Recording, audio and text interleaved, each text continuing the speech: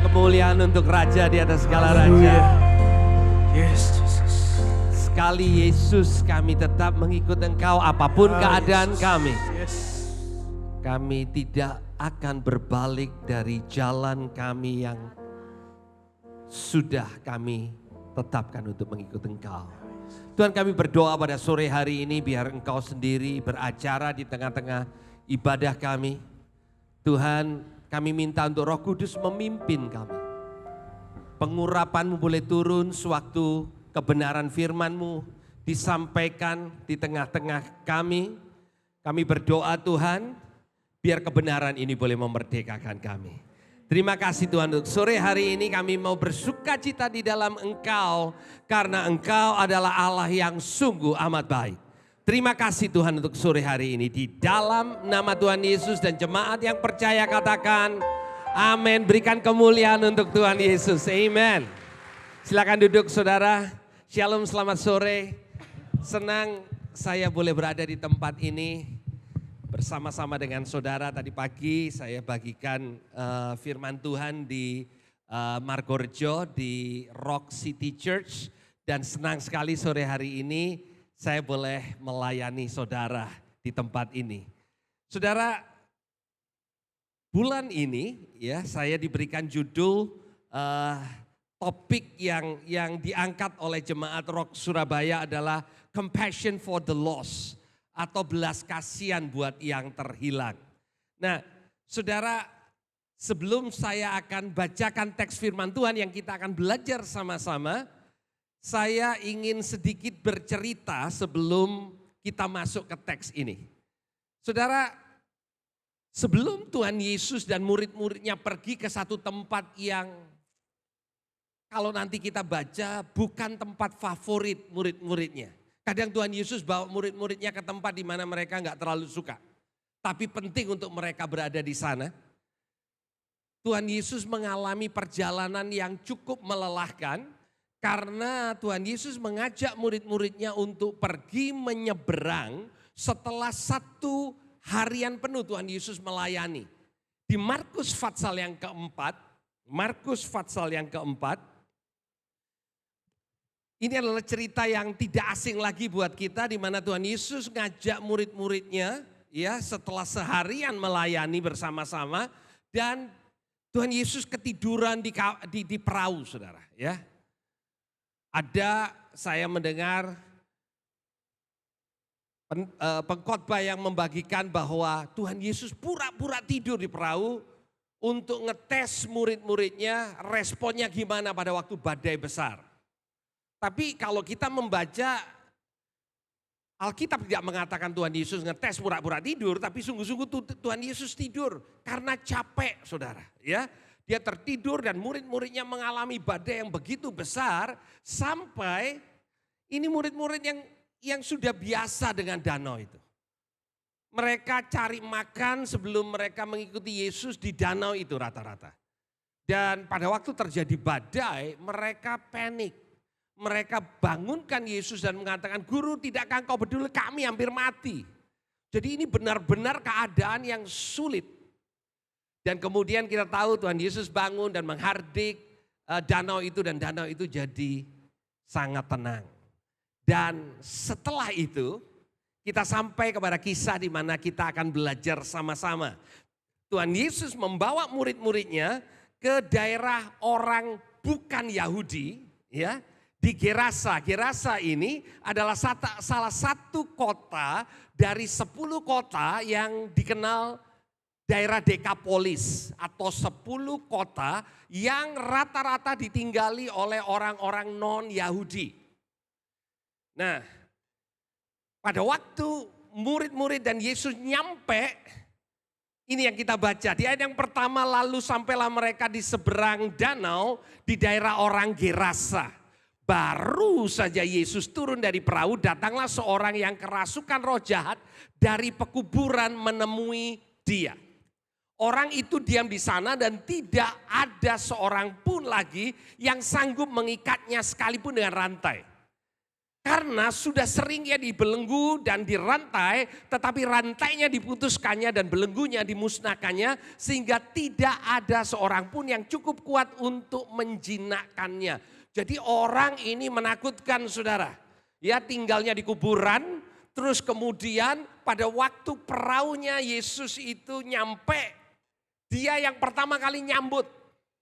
Nah kalau saudara membaca dengan teliti, tidak pernah dikatakan bahwa murid-murid Yesus turun dari perahu. Saudara. Apakah benar murid Yesus tidak turun? Alkitab tidak pernah mengatakan, mungkin juga tidak. Karena takut, jadi yang turun itu cuma Yesus saudara. Yang lain berpikir kalau saya menjadi bagian dari 12 ini, saya juga mikir saudara. Ngapain Yesus susah-susah datang ke tempat yang tidak nyaman, ya? Ini bukan tempat yang nyaman untuk mereka. Ketemu dengan orang yang tidak ramah sama sekali, bahkan berbahaya. Dan kalau nanti kita selesai untuk melihat, ternyata satu-satunya orang yang dilayani oleh Yesus itu cuma orang gila ini saudara.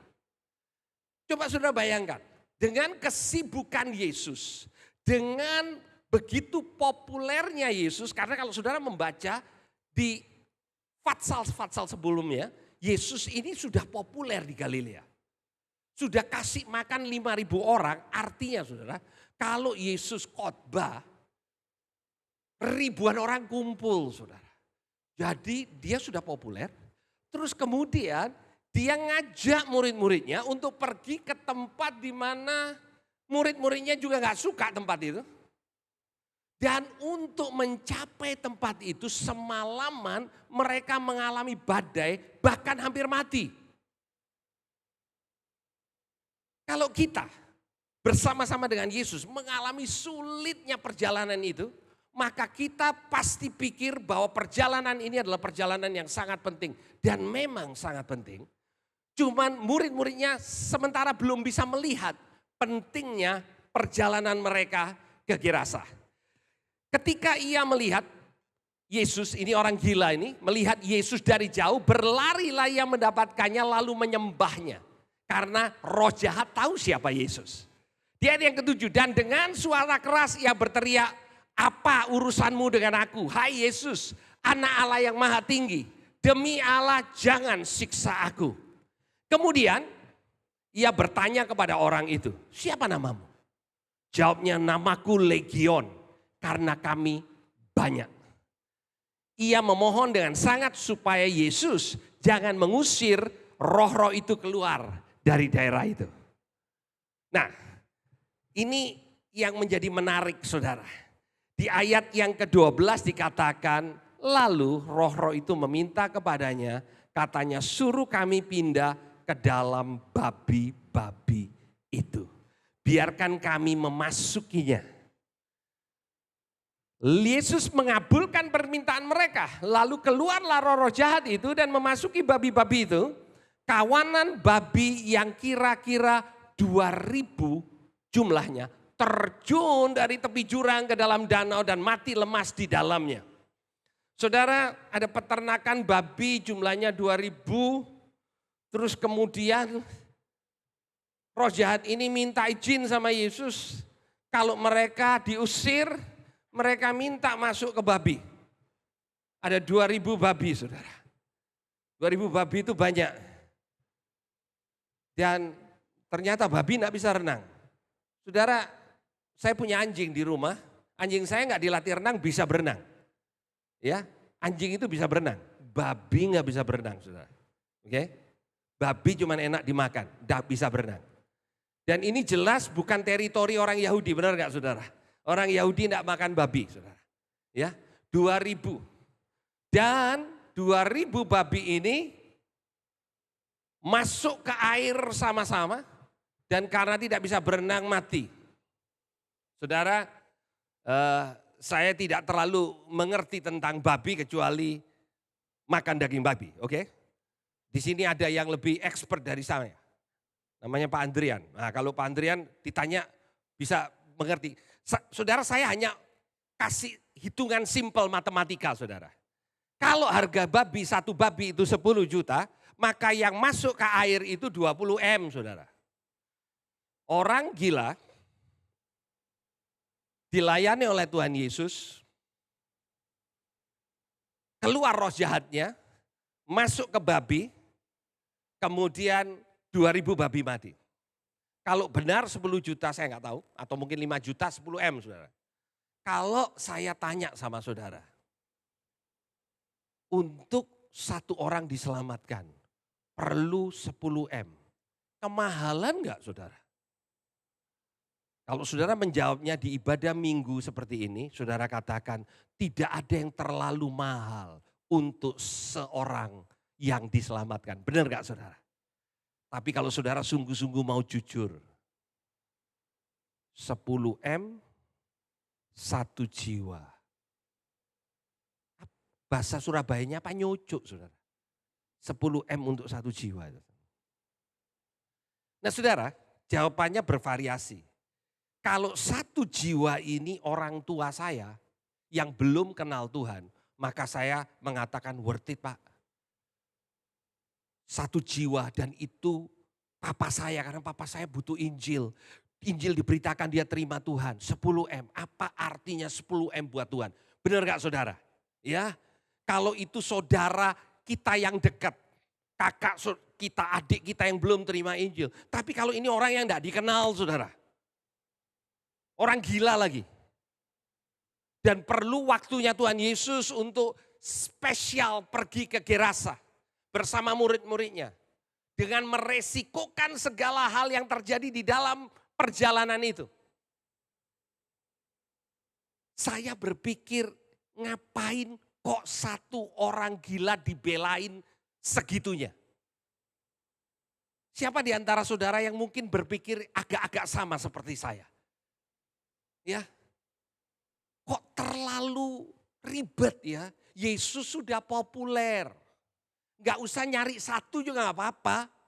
Di Galilea banyak yang mau dengar Yesus, kok nyari satu orang gila? Dan harganya begitu mahal. Dan akibat daripada apa yang Yesus lakukan dikatakan begini, saudara. Lalu mereka ini orang yang ada di tempat itu mendesak Yesus supaya ia meninggalkan daerah mereka. Kenapa mereka mendesak? Satu orang dilepaskan, 2000 babi mati, saudara. Kalau Yesus lama-lama di sana, enggak tahu apa lagi yang mati. Benar enggak, saudara? Kalau saudara berada di dalam posisi orang-orang yang belum kenal Tuhan, saudara mungkin berpikir yang sama. Ini orang berbahaya sekali. Jadi Yesus diminta untuk meninggalkan daerah itu.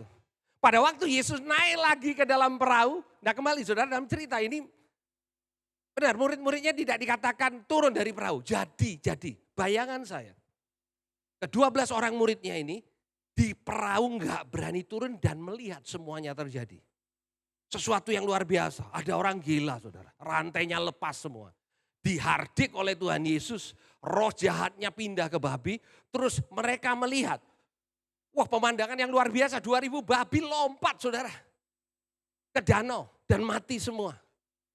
Dan mereka melihat orang ini jadi waras, ya. Kemudian Tuhan Yesus mulai beritakan Injil kepada dia, gitu ya. Terus kemudian orang yang ada di kota Gerasa mendengar hal itu, ngusir Yesus, Yesus balik ke perahu. Kira-kira seperti itu. Di ayat 18 perhatikan baik-baik, pada waktu Yesus naik lagi ke dalam perahu, orang yang tadinya kerasukan setan itu meminta supaya ia diperkenankan menyertai dia. Saudara ingat pada waktu Tuhan Yesus memanggil murid yang pertama? Tuhan Yesus katakan, mari ikut aku. Ini ada orang yang sudah mau ikut Yesus. Kira-kira seperti itu ya. Di ayat berikutnya lalu Yesus tidak memperkenankannya. Yesus melarang orang itu dan mengatakan jangan ikut. Kira-kira seperti itu saudara. Tetapi ia berkata kepada orang itu, pulanglah ke rumahmu. Kepada orang-orang sekampungmu dan beritahukanlah kepada mereka segala sesuatu yang telah diperbuat oleh Tuhan atasmu. Dan bagaimana ia telah mengasihani kamu. Jadi ini menjadi utusan Injil yang pertama di antara orang-orang non-Yahudi, saudara. Yang dilayani oleh Yesus sendiri. Dan di ayat 20 dikatakan, orang itu pun pergi dan mulai memberitakan di daerah Dekapolis. 10 kota yang ada di sekitar Gerasa. Segala apa yang telah diperbuat Yesus atas dirinya dan mereka semua menjadi heran. Nah saudara, yang pertama yang kita belajar bahwa harga seorang yang diselamatkan itu mahal. Yesus tahu bahwa ada satu orang yang perlu mendengar Injil. Dan untuk orang ini, dia dan murid-muridnya mengalami perjalanan yang melelahkan, perjalanan yang membahayakan hanya untuk cerita kepada satu orang yang akhirnya diselamatkan. Tapi dari apa yang terjadi kalau saudara membaca di Fatsal-Fatsal berikutnya, maka saudara menemukan ada pelayanan di mana Tuhan Yesus memberi makan 4.000 orang. Ya, 5.000 orang, 4.000 orang. Saya sebagai hamba Tuhan berkali-kali khotbah, mujizat Tuhan Yesus memberi makan 5.000 orang, tapi saya enggak khotbah dari teks Tuhan Yesus memberi makan 4.000 orang. Siapa yang di sini sering dengar dibagikan di gereja dari teks Yesus memberikan makan 4.000 orang? Siapa yang sering dengar? Siapa yang sering dengar yang 5.000 orang? Semua kita ya. Kenapa yang 4.000 orang enggak dikhotbahin, saudara? Pak Rendra, kenapa kalau bagikan firman yang 4.000, Pak? 5.000, kok enggak 4.000? Karena keren yang 5.000, saudara. Benar enggak? Ngapain khotbah yang 4.000 kalau ada yang 5.000? Karena yang 4.000 pakai 7 roti. Yang 5.000 pakai 5 roti. Keren mana? Loh, keren yang 5 roti. Lebih sedikit bisa kasih makan lebih banyak orang. Sisanya lebih banyak mana, saudara? Lebih banyak yang 5.000, 12 bakul. Yang satu 7 bakul, saudara. Jadi kita melihatnya kalau toh kita mau bicara tentang penyediaan Tuhan, hamba Tuhan nyarinya teksnya dari yang 5.000 dan dari yang 4.000, saudara. Pertanyaannya kenapa Tuhan Yesus buat mujizat yang 4.000 kalau sudah pernah buat mujizat yang 5.000? Karena yang 5.000 dilakukan oleh Yesus di antara orang Yahudi dan yang 4.000 dilakukan oleh Yesus di antara orang-orang non-Yahudi di Dekapolis. Dengan kata lain, Tuhan Yesus melayani orang-orang di Dekapolis yang non-Yahudi dan paling tidak ada 4.000 laki-laki yang hadir. Begitu banyak orang dan kalau sudah perhatikan, orang-orang ini 3 hari mendengar Yesus ngajar sampai Yesus katakan kepada murid-muridnya, kamu harus kasih mereka makan, kalau enggak mereka akan pingsan. Jadi mereka ini sungguh-sungguh captivated, mau dengar tentang Injil lebih bahkan daripada orang-orang Yahudi. Dan kira-kira siapa orang yang Tuhan Yesus kirim untuk mulai bagikan Injil sebelum Yesus datang ke Dekapolis? Catatan satu-satunya di dalam Alkitab adalah orang yang dirasuk setan dan akhirnya dilepaskan oleh Tuhan Yesus. 1 jiwa, saudara. Tapi dari 1 jiwa itu, 1 wilayah mendengar Injil.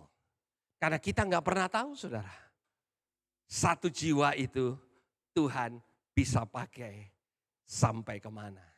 Saudara, saya punya teman, kami panggil namanya Mark. Sebenarnya Mark ini bukan nama yang sesungguhnya. Dia 15-20 tahun yang lalu berhasil keluar dari Iran, saudara. Dan kemudian dia pergi ke Filipina. Di Manila dia mulai hadir di ibadah gereja. Dan akhirnya dia terima Tuhan Yesus. Mark ini memutuskan untuk kembali ke Iran. Di Manila, Mark ini jualan makanan Persia. Dia punya 2 outlet. Cukup rame saudara. Tapi Tuhan gerakkan hatinya untuk kembali ke Iran. Dan dia akhirnya mulai pergi ke Iran dan dia mulai menjangkau teman-temannya, keluarga-keluarganya. Dan dia katakan begitu terbuka di Iran. Dan dia sudah memulai kegerakan gereja rumah di 26 kota. Akhirnya ketangkep saudara. Ketangkap. Dan saat ini orang yang dia bangkitkan menjadi pemimpin meneruskan apa yang dia lakukan. Dan saudara, dari 1 jiwa diselamatkan dan dari 1 jiwa ini ada begitu banyak orang bisa dimenangkan karena kita nggak pernah tahu. Nah saudara, dari 1 jiwa ini kita melihat ada 4.000 orang yang bisa dilayani oleh Yesus di Dekapolis. Dan kalau saudara membaca banyak mujizat yang Tuhan Yesus lakukan di daerah orang Yahudi juga Tuhan lakukan di Dekapolis. Tuhan tahu apa yang dibutuhkan oleh orang-orang yang belum kenal dia. Harga 1 jiwa itu mahal saudara. Nah saudara tahu foto yang di sebelah kanan ini, ya? Ini terkenal, saudara. Siapa ini, saudara? Billy Graham, orang tahu. Yang di sebelah kiri ada yang tahu nggak? Nggak banyak yang tahu, karena nggak terlalu terkenal. Namanya Mordecai Ham. Pada waktu Mordecai Ham, seorang penginjil keliling yang tidak terlalu terkenal, mulai pelayanan tent meeting, ya. Jadi pakai tenda kemana-mana, tendanya tidak terlalu besar, ya, karena dia bukan penginjil yang sangat terkenal. Satu kali dia melayani di satu kota kecil dan penuh, saudara, karena tendanya tidak besar. Asyir yang melayani itu melihat ada 2 anak muda yang datang terlambat. Dan anak muda ini datang, lihat tidak ada tempat, mau pulang. Dan Asyir ini mengatakan kepada 2 anak muda ini, tunggu, saya pastikan kalian dapat tempat. Dan akhirnya Asyir ini meminta kepada pasangan suami istri untuk memberikan tempat mereka kepada 2 anak muda ini supaya mereka enggak perlu pulang. Dan salah satu dari 2 anak muda ini adalah Billy Graham. Dan Billy Graham bersama dengan 1 orang temannya yang akhirnya menjadi manajer kemanapun Billy Graham lakukan crusade, dia yang ngatur. 2 anak muda ini saudara. Ya. Dan Mordecai Ham pada waktu diwawancarai dia katakan, saya nggak pernah mengira karena pada waktu itu Billy Graham kurus, tinggi, nggak punya potongan saudara. Ya. Dia nggak pernah lihat bahwa dari 1 orang ini ada jutaan orang yang Tuhan persiapkan. Kita nggak pernah tahu saudara. Dari ketaatan kita untuk menjangkau 1 orang, ada apa yang Tuhan sudah sediakan buat kita.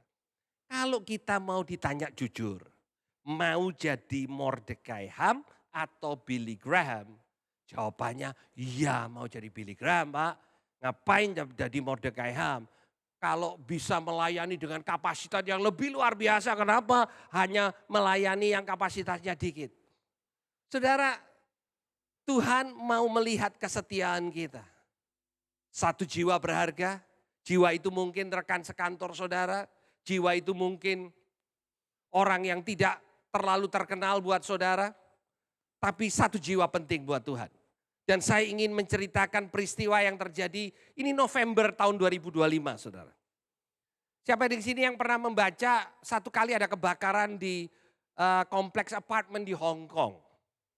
Masih baru saudara, belum setengah tahun, November 2025. Ada beberapa tenaga kerja Indonesia yang mati di tower itu. Nah ceritanya, yang sebelah kanan ini adalah William Lee, ya. Dia diwawancara oleh BBC dan dikasih gelar ini the hero of Hong Kong katanya. Kenapa begitu? Ceritanya begini. William Lee itu hari di mana terjadi kebakaran besar itu lagi tidak kerja, lagi off. Dan pada waktu dia ada di rumah nyantai-nyantai, istrinya telepon. Karena pasangan suami istri ini dua-dua kerja saudara. Istrinya telepon dan bilang sama William Lee, segera keluar dari apartemen, ada kebakaran di apartemen. Ya, karena istrinya dapat kabar dari temannya yang juga tinggal di apartemen yang sama. William Lee buka pintu apartemennya, lihat nggak ada apa-apa, nggak ada alarm, nggak ada apa-apa. Jadi dia kembali ke rumah dan dia mulai ambil barang-barangnya pelan-pelan, nata barangnya, pastikan bahwa kalau dia harus pindah keluar semuanya ada. Sambil dia berpikir rasanya salah deh istrinya ini. Enggak ada apa-apa. Nah setelah itu dia mulai mendengar suara-suara di koridor saudara. Dan akhirnya dia mau cek kenapa kok gaduh di koridor. Pada waktu dia buka kembali pintu apartemennya asap tebal. Sehingga dia memutuskan untuk tutup kembali pintunya. Dan kemudian dia pakai handuk yang dibasahi keluar untuk berusaha tolong orang yang ada di koridor. Dia mendengar ada ada dua orang, sepasang suami istri yang kedengaran suaranya sudah tua ini. Jadi dia keluar dan dia tanpa bisa melihat wajahnya, tarik keduanya masuk ke apartemennya, tutup lagi pintunya.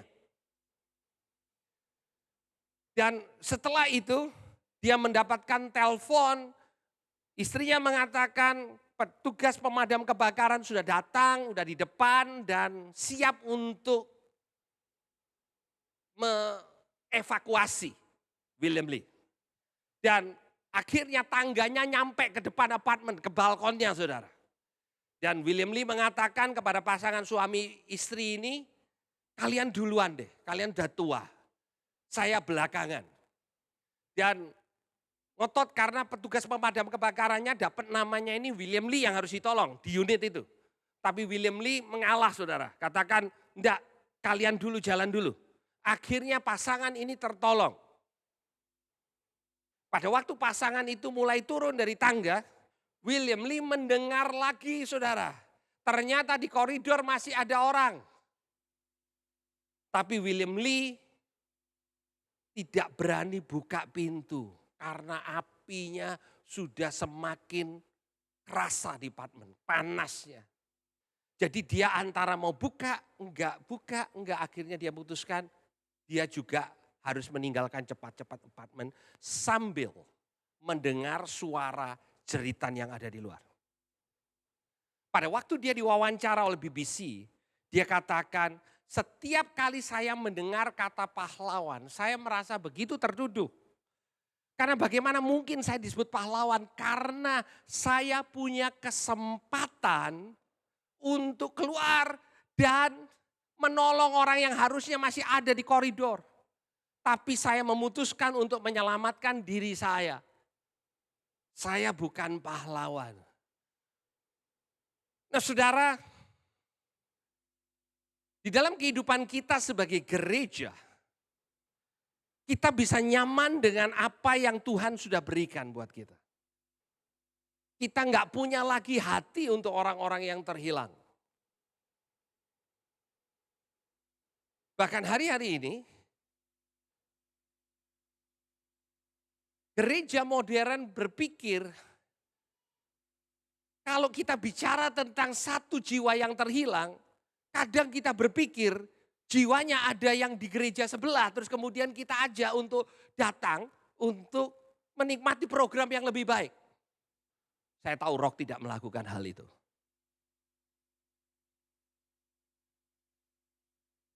Pertumbuhan gereja bukan hanya ditentukan berapa banyak orang yang hadir ibadah. Tapi berapa banyak orang yang terhilang yang diselamatkan. Berapa banyak orang yang tadinya tidak mengenal Injil, kebenaran Injil akhirnya diselamatkan. Setiap kita di sini yang sudah lama dalam Tuhan, kita biasa mengutip Yohanes 3 ayat 16. Karena begitu besar kasih Allah akan isi dunia ini. Dia berikan anaknya yang tunggal supaya barang siapa yang percaya tidak binasa melainkan beroleh hidup yang kekal. Dan kita fokus kepada hidup yang kekal, yang percaya. Tapi di dalam ayat yang sama bicara tentang tidak binasa, berarti ada yang binasa. Nah saudara, apa yang dialami oleh William Lee mengingatkan kepada kita. Sama seperti William Lee mendengar ada jeritan di luar apartemennya. And that is the real cry. Orang-orang yang perlu diselamatkan. Tapi dia berpikir, antara menyelamatkan yang di luar atau dia perlu diselamatkan. Dan dia katakan jeritan itu menghantui dia berminggu-minggu. Karena dia mengatakan harusnya masih bisa satu orang lagi. Harusnya saya buka pintu, harusnya. Saudara, penginjilan bukan tentang kita merasa tertuduh. Tetapi penginjilan berbicara tentang tangkap hatinya Tuhan. Kembali kepada cerita kita. Tuhan Yesus mengajak murid-muridnya pergi ke tempat yang mereka nggak nyaman. Peternakan babi buat orang Yahudi bukan tempat yang nyaman. Orang-orang di Gerasa bukan orang-orang dari budaya yang sama. Dan tempat itu adalah tempat yang berbahaya. Tapi Yesus turun dan menemui orang yang berbahaya. Dan dari satu orang yang berbahaya ini, satu wilayah boleh dengar Injil. Dimulai dari satu orang yang kita tidak pernah tahu siapa satu orang yang Tuhan taruh di dalam hati kita. Tapi satu jiwa itu berharga. Dan firman Tuhan ini bukan sesuatu yang baru. Tetapi mengingatkan kepada kita satu jiwa itu berharga. Saya masih mengingat pada waktu saya masih remaja, saudara. Ada sepasang suami istri, dokter. Ini dokter keluarga. Dokter keluarga ini baik sama keluarga kami. Mengajak papa mama saya untuk pergi ke gereja. Papa mama saya enggak mau. Tapi orang timur saudara sungkan untuk nolak. Karena pasangan ini baik. Jadi papa saya bilang sama saya. Dia bilang begini, Benny kan enggak mungkin papa ke gereja. Itu kata-kata papa saya, kan enggak mungkin. Jadi kamu aja yang ke gereja. Karena kalau enggak nanti namanya Om Simon, Dokter Simon. Om Simon ini nelpon lagi. Jadi kamu mewakili papa, mama untuk pergi ke gereja. Dan that's exactly kenapa saya pergi ke gereja, saudara. Jadi saya dijemput tiap minggu karena papa mama saya nggak mau. Dan saya masih anak SMA, saudara, dijemput. Dibandingkan kepercayaan saya yang dulu, kalau pergi ke tempat ibadah, rupanya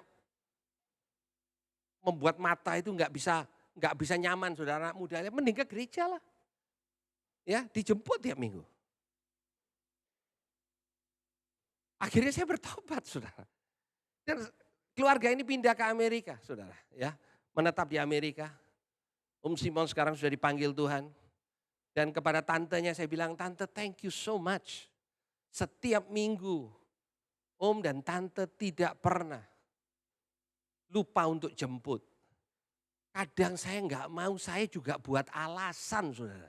Sudah dijemput, masih buat alasan. Gerejanya untuk pergi ke sana Rumah mereka dekat saudara, harus jauh jemput saya untuk ke gereja. Tapi dia lakukan itu. Dan saya mengatakan thank you om dan tante. Karena kesetiaan om dan tante, akhirnya saya kenal Tuhan. Dan hari ini saya melayani Tuhan. Karena ada pasangan yang setia. Saudara, setiap kita punya kesempatan. Gak semua kita jadi Billy Graham. Tapi setiap kita punya kesaksian hidup mengikut Yesus. Apakah kita mau setia untuk satu jiwa diselamatkan? Saudara, setiap kita punya porsi kita masing-masing. Enggak semua dia jadi pengkhotbah, benar enggak Bapak Ibu? Kalau semua jadi pengkhotbah, siapa yang dengerin khotbah? Ya, tapi setiap orang bisa jadi saksi.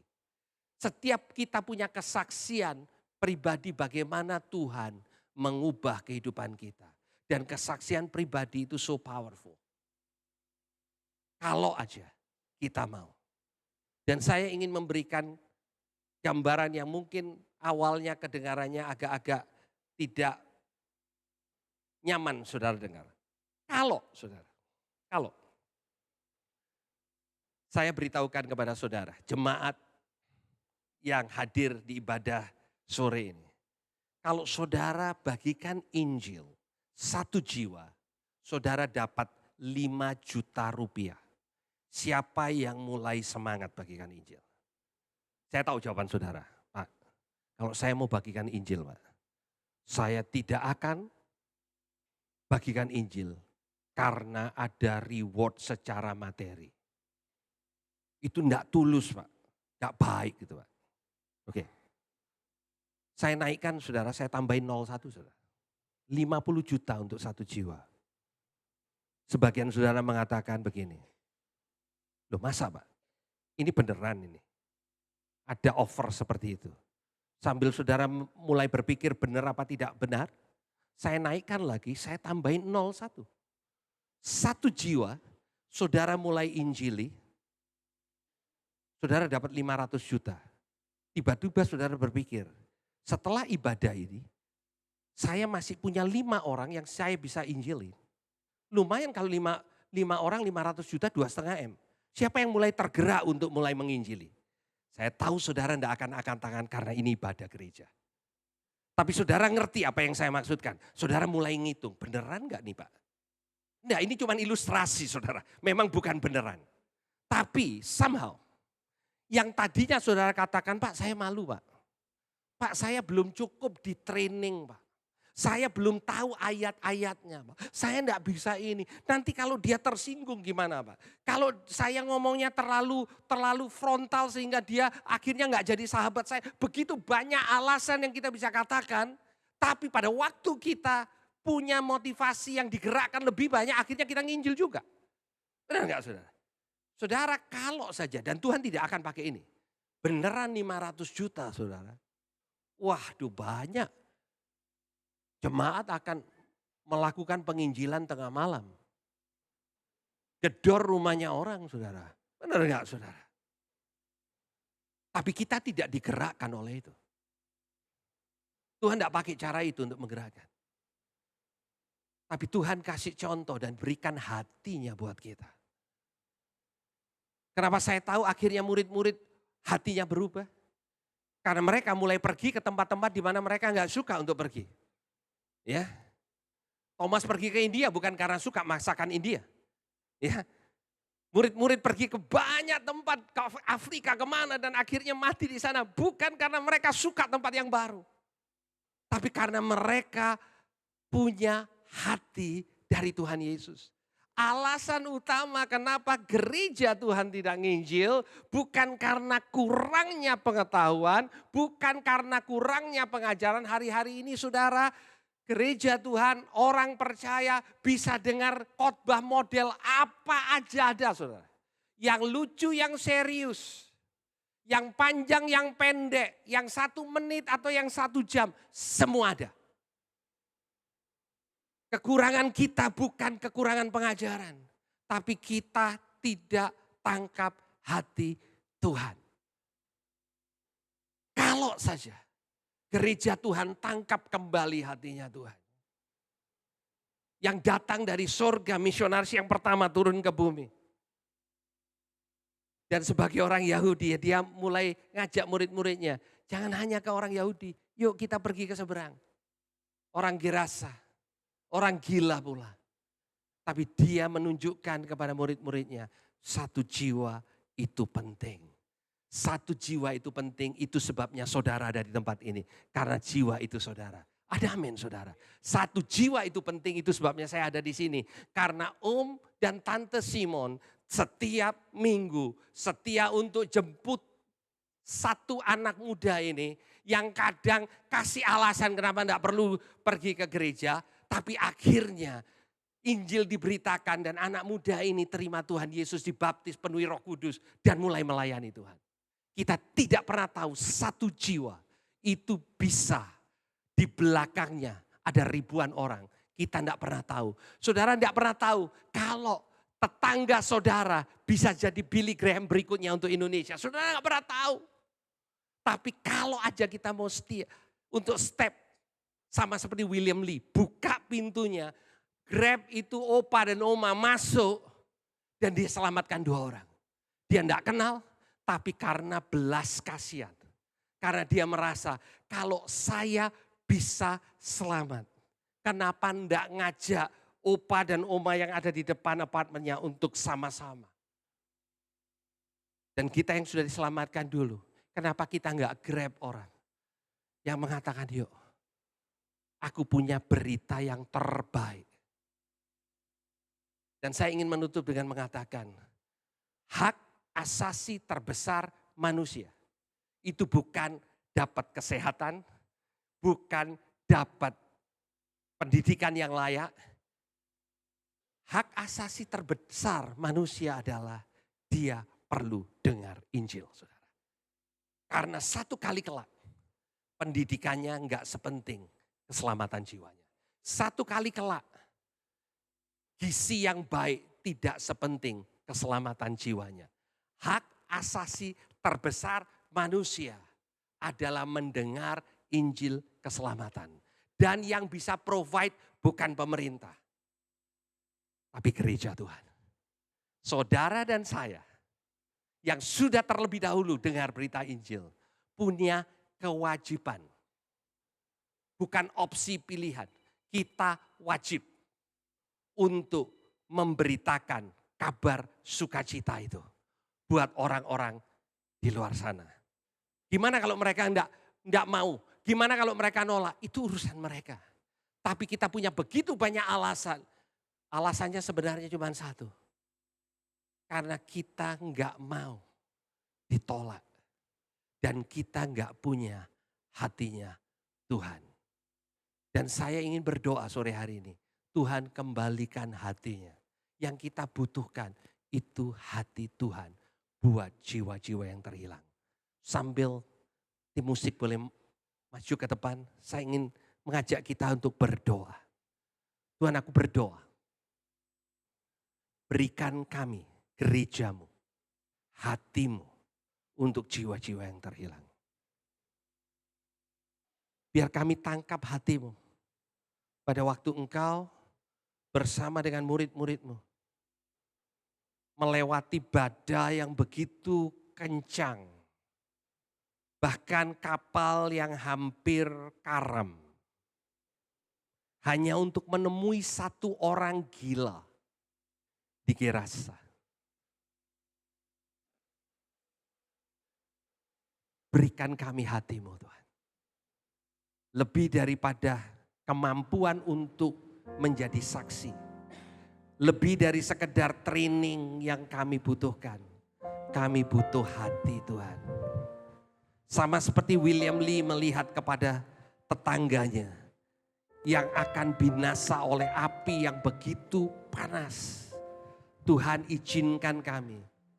Untuk sungguh-sungguh melihat kepada orang-orang sekeliling kami. Yang juga menuju kebinasaan tanpa mereka tahu. Dan kami punya kesempatan untuk memberitakan Injil buat mereka. Thank you Jesus.